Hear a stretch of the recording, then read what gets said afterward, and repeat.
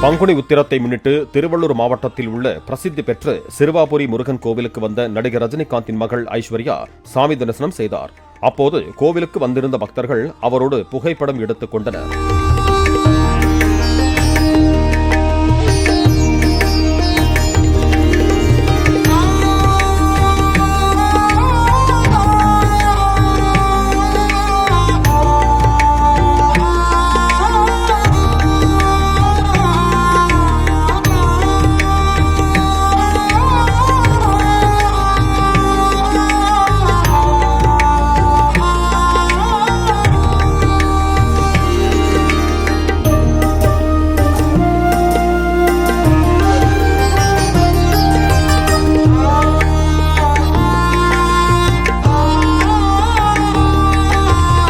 Play store மற்றும் app ஸ்டோரில் இருந்து பாலிமர் செயலியை QR கோடு மூலம் பதிவிறக்கம் செய்யுங்கள்.